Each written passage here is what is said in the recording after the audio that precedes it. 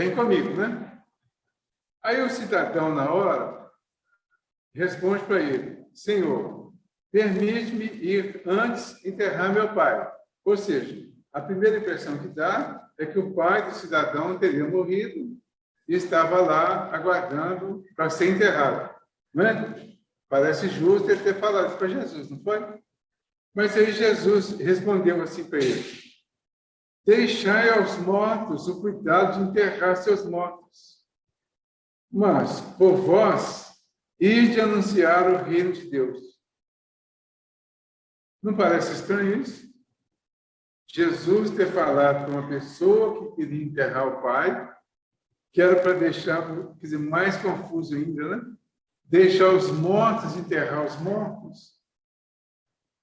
Então, é isso que vai caracterizar o que ele chamou de estranha moral.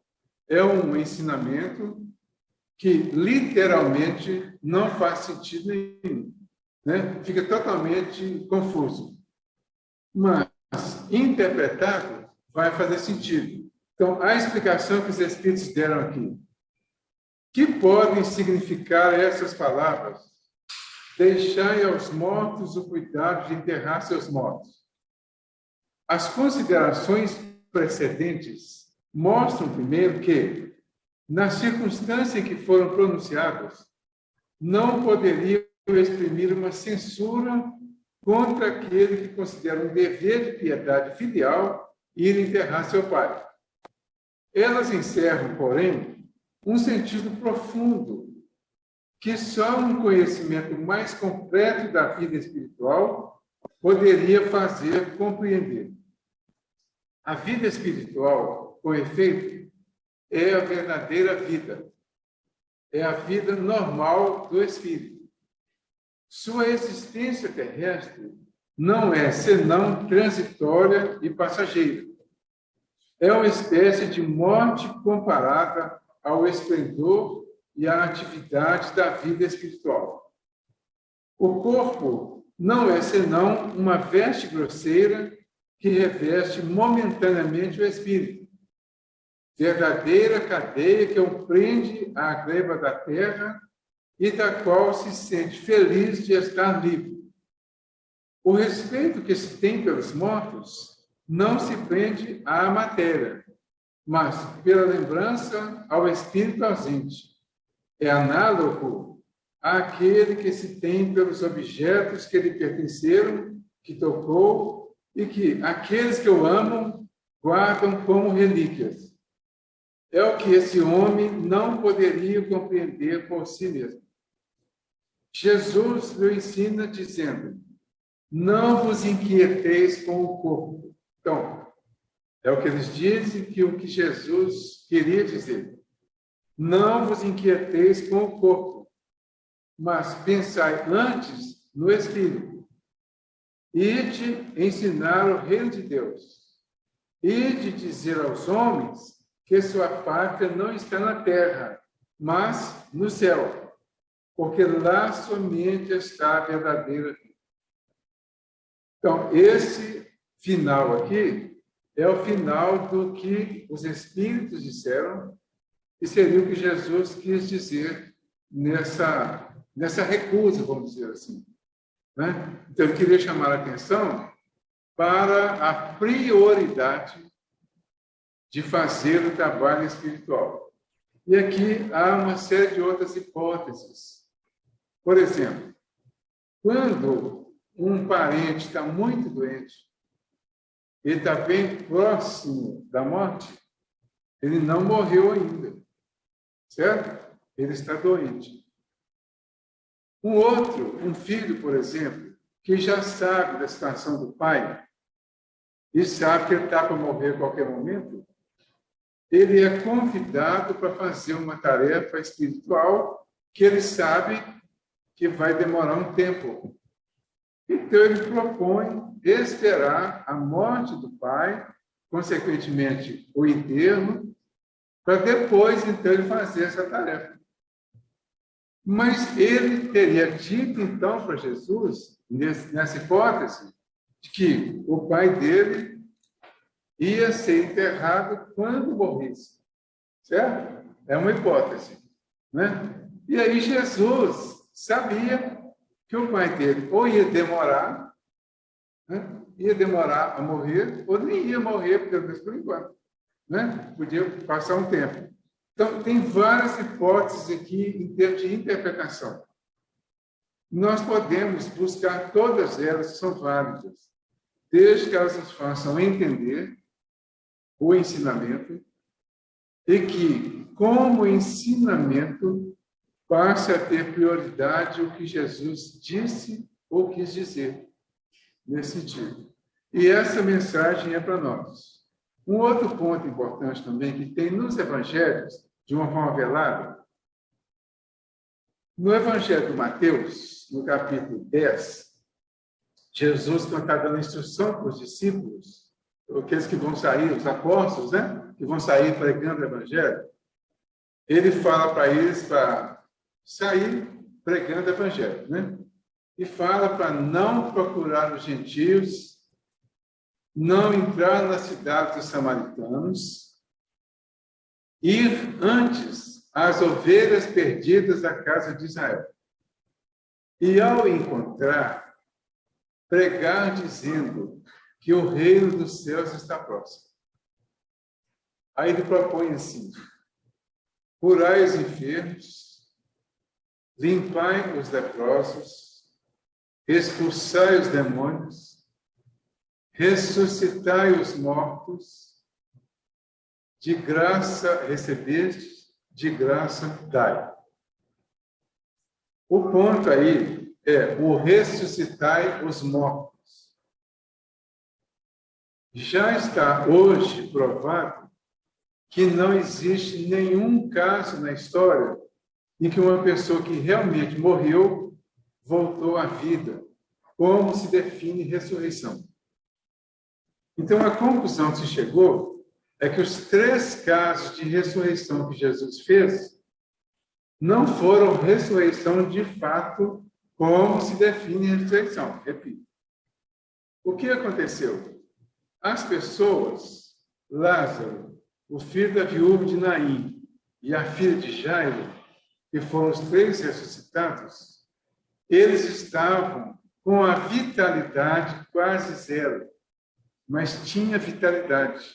Então, não tinha acontecido o desligamento definitivo e tinha vitalidade ainda no corpo. A vida física ainda estava presente, mas de uma forma muito pouco intensa, a ponto de acharem que essas pessoas tinham morrido.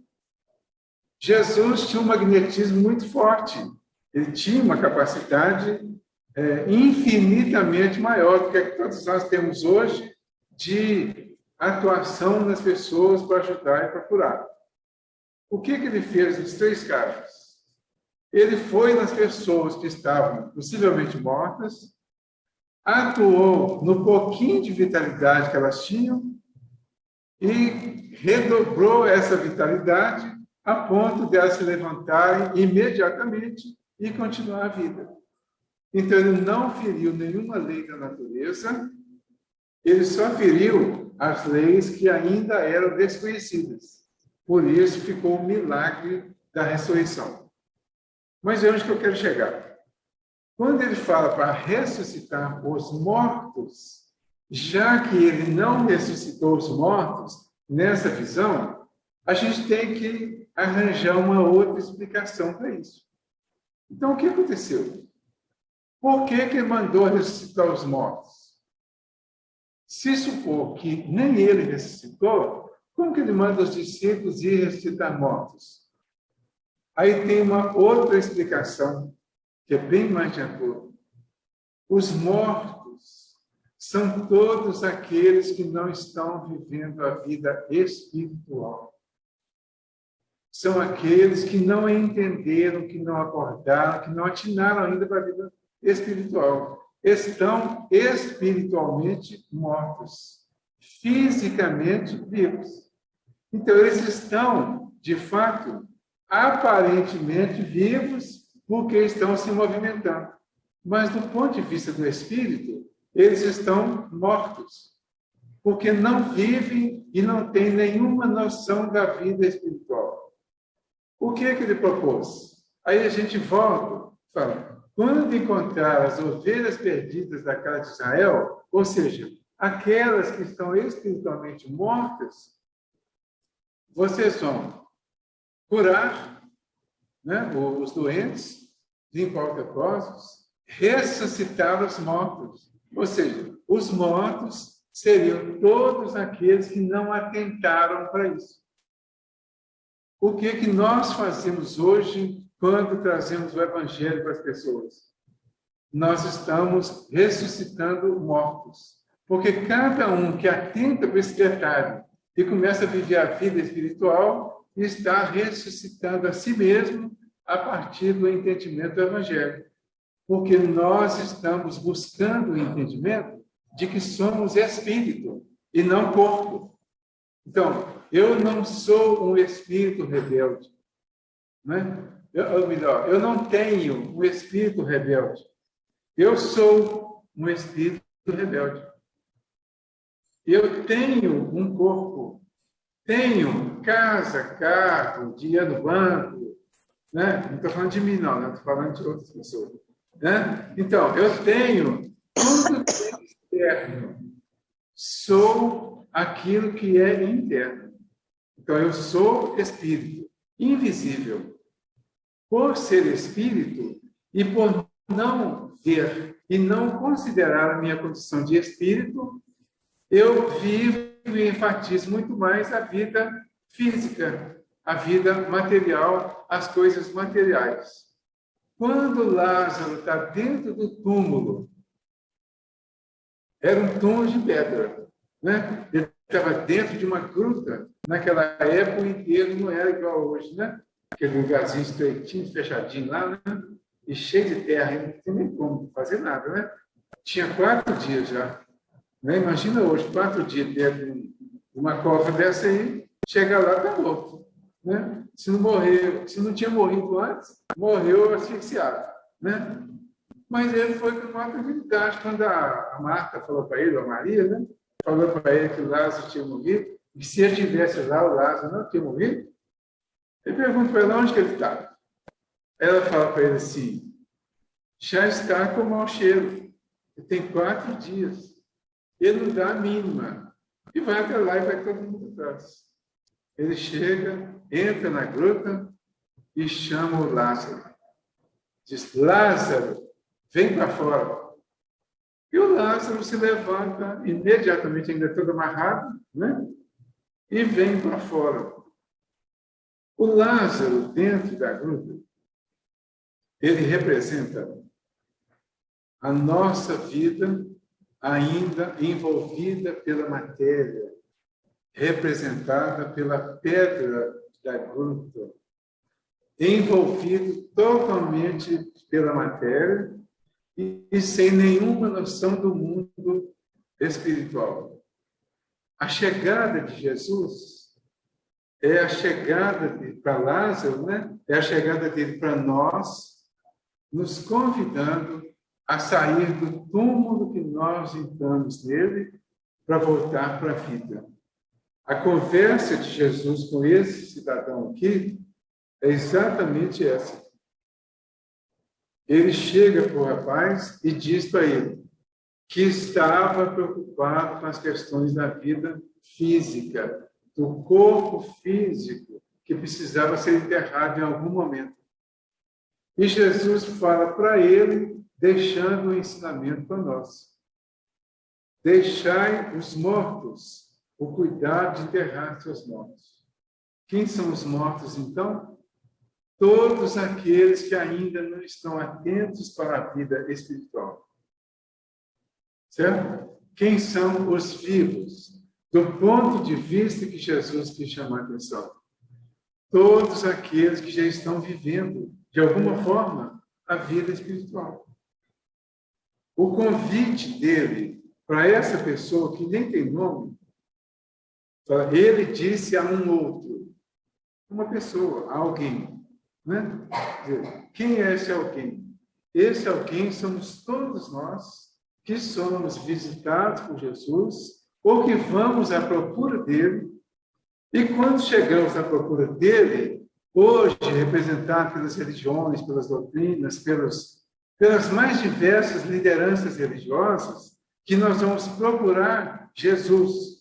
Às vezes até inconscientemente nas religiões, nós vamos chegar e vamos encontrá-lo lá na palavra, na leitura, na explicação das pessoas que estão expondo. E nessas explicações, hoje em especial, nós vamos sempre ouvir essa expressão aqui, ó, segui-me, ou seja, seguir a Jesus, vá com Jesus, continue com Ele. É o nosso encontro, e Jesus é o nosso Cristo Consolador. Quando nós somos consolados, Ele diz, segui-me, e diz, todo aquele que quiser vir após mim, negue-se a si mesmo, ergue a sua cruz e siga-me. Mas o que acontece quando ele diz, segui-me? Qual a desculpa que nós arranjamos para não seguir? Para não assumir uma tarefa? Para não cumprir os nossos compromissos espirituais? Todos nós sabemos, né? Os nossos compromissos com a mediunidade, com as diversas tarefas que a doutrina traz para nós, né? Com as atividades em geral, que todos nós poderíamos colaborar de alguma forma, mas quase sempre nós temos uma desculpa. Não é? É uma desculpa que às vezes nem nós acreditamos nela. E aí vem de novo aqui uma outra versão dessa possível fala de Jesus. Porque ela está relacionada com as nossas desculpas. Qual a desculpa que eu vou dar? Eu tenho uma excelente. Meu pai está quase à morte, ou até já morreu. Antes de fazer isso, eu preciso ir lá cuidar. Certo? Então, pensem nessa resposta que foi dada como algumas das desculpas que nós damos para não fazer as coisas por esse lado espiritual. Certo? E esse talvez seja o mais grave do momento. A nossa impossibilidade, cada um tem as suas razões, não vamos nos julgar nem nos condenar, né? Cada um tem as suas razões reais e tem as razões imaginárias. Às vezes, por conta das razões reais que nós não entendemos ainda, nós usamos desculpas. E ficamos incomodados com a própria desculpa, porque a gente sabe que ela foi esfarrapada. Não é? Tem uma série delas que a gente vai usando ao longo da vida, para não fazer. Mas vai chegando um tempo que você descobre por que eu não vi isso antes. Né? Por que eu não atendi o chamado antes? Quantas dificuldades eu teria evitado? Médium, por exemplo, que entra em processos obsessivos graves, que vem para a casa espírita quase empurrado pelos obsessores. E quando chega, vai lembrar há quanto tempo está sendo chamado delicadamente para ir fazer a tarefa. Porque não é uma questão de atender a Jesus. Não é uma questão de atender a doutrina ou a religião. É um atendimento a nós mesmos. É a nossa necessidade. Nós é que precisamos disso. A doutrina continua sem nós. O Espiritismo continua sem nós. Sem nós, e especialmente sem cada um de nós individualmente. Porque a doutrina é dos Espíritos. Os Espíritos não vão deixar de existir. Como Espíritos, têm condições muito maiores, porque já são Espíritos. Já estão vivendo a vida espiritual, querendo ou não, porque já deixaram o corpo físico. Né? Então, qual que é o principal, vamos dizer, privilegiado em uma situação dessa? Somos nós. Não é uma questão de religião. Não é uma questão de eu sou uma pessoa importante lá no grupo e estão querendo me levar para lá e me converter. Não existe isso. No Espiritismo, principalmente. Se alguém agir dessa forma, a gente pode contestar. Porque desde o Kardec, ele deixou claro que o Espiritismo não fazia questão de quantidade, e sim de qualidade. E a qualidade inclui a boa vontade.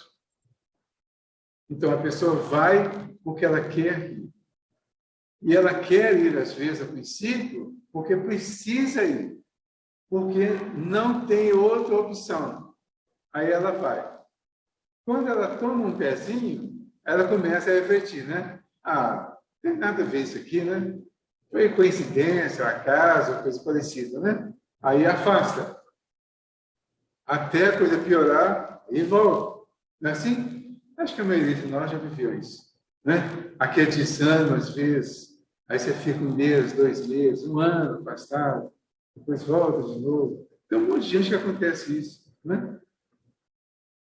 Aí depois, com o tempo, com o amadurecimento e com a dor que foi acentuando, é que nós vamos assumindo e vendo o quanto nós perdemos tempo. Mas é sempre válido. Em qualquer momento seremos aceitos. Mas a mensagem fica. Desculpa, Senhor, permiti-me ir antes, fazer o quê? No caso dele aqui, enterrar meu pai. E no caso de cada um de nós, ao ser convidado? Ou ainda está parado, afastado? Cada um vai ter a sua razão, né? Jesus respondeu. Jesus argumenta conosco. Deixa os mortos, o cuidado de enterrar os mortos. Deixa aqueles que não querem vir. Eu ouvi alguma coisa hoje? Ouvi. Será que a gente mistura tudo? Mas eu ouvi hoje alguma pessoa falar assim: ah, mas tem a opinião das pessoas. Às vezes nem é o que eu quero, mas as pessoas opinam diferente. E aí a gente fica sem saber o que fazer. Ouvi hoje isso. Claro que vai acontecer isso. Quem dá essas opiniões? Os mortos. Não são desencarnados, não são mortos. Estão fisicamente vivos. Espiritualmente mortos. Mortos para o entendimento da importância da vida espiritual. Qual que é a mensagem, então? É uma mensagem de individualização para compreensão e fazer aquilo que você entendeu que precisa ser feito. Porque o Evangelho avisa o tempo todo que nós teríamos muitas dificuldades ao assumir a condição cristã. Ser cristão não é fácil, não. Ser espírita também não, é a mesma coisa, né? Tem uma série de dificuldades, principalmente externas, mas tem muitas facilidades e muitas vantagens íntimas. Quem assume realmente o Cristo, que é o Espírito que nós somos, passa a ter uma vida, uma paz interior, um entendimento interior que só quem vive sabe. Quem não vive, ou seja, quem está morto, não sabe. E não consegue imaginar. Eu ouço pessoas dizer: você não tem vida social?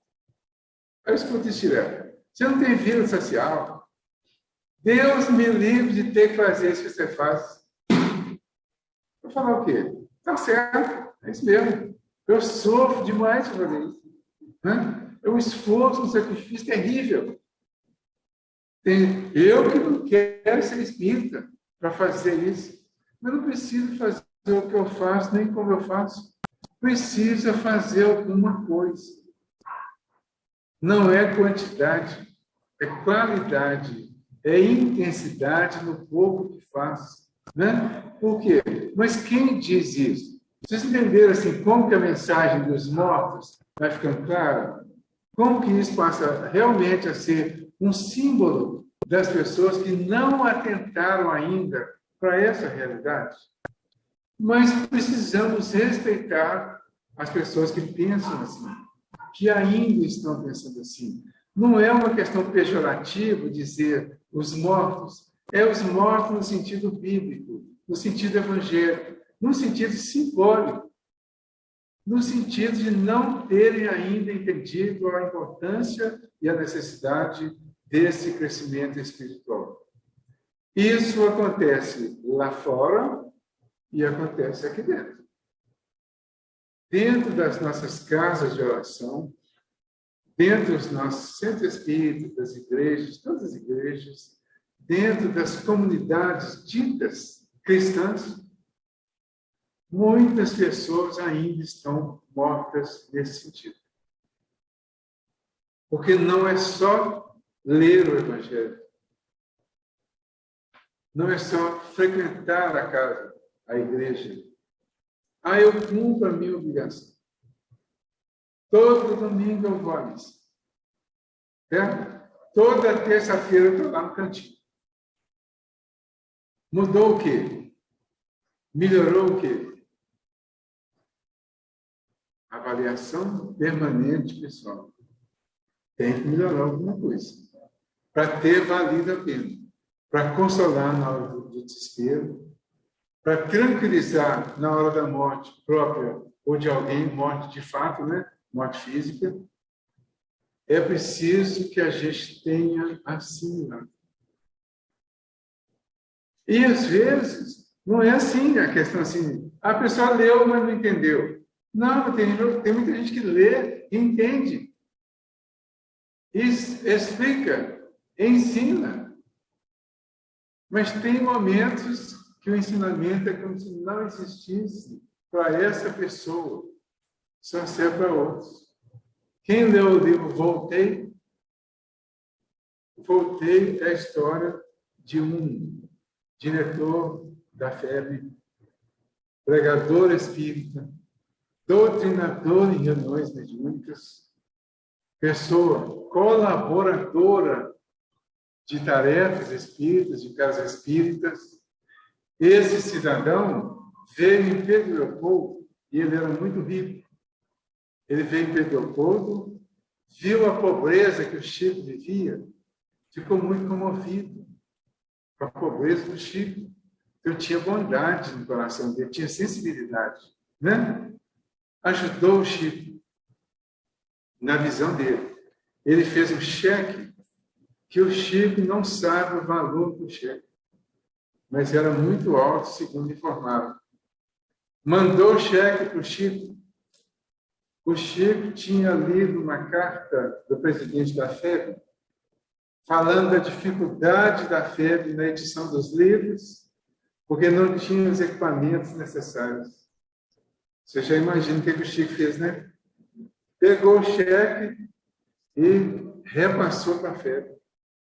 Do tamanho que estava, nem soube o valor. Certo?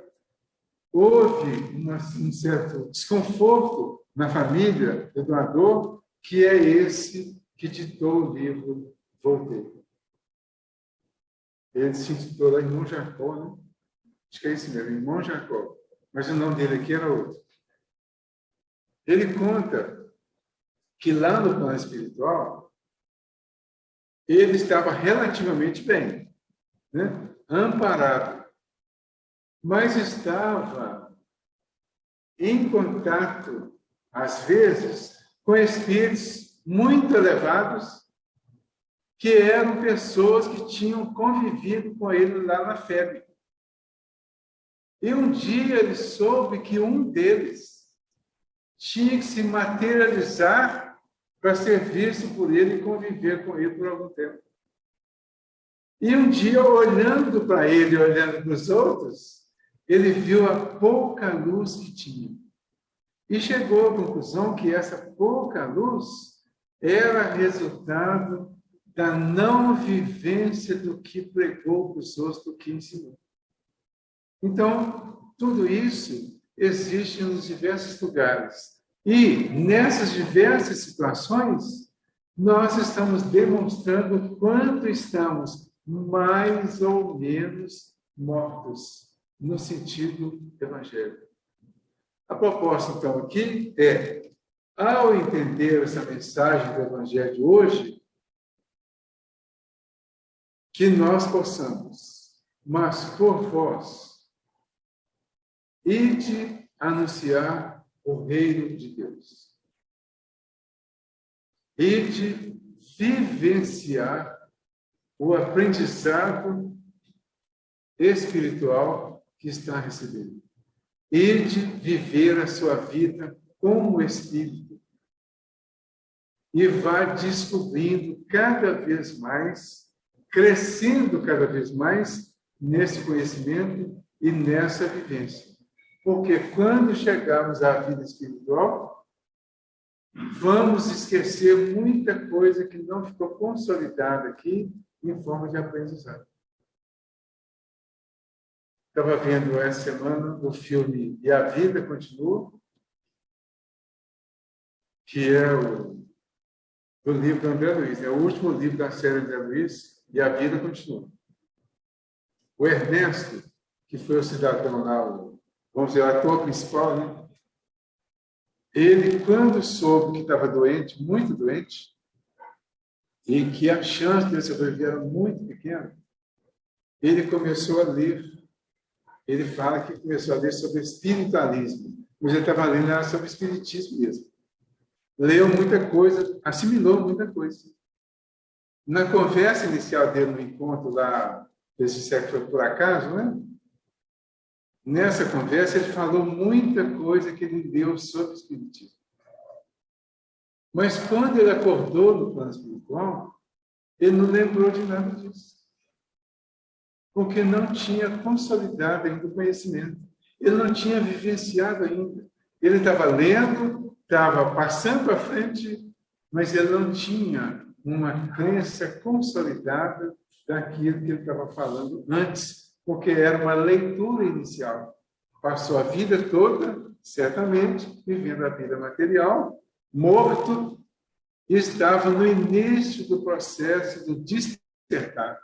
Mas aí a cirurgia veio e realmente era o fim dele.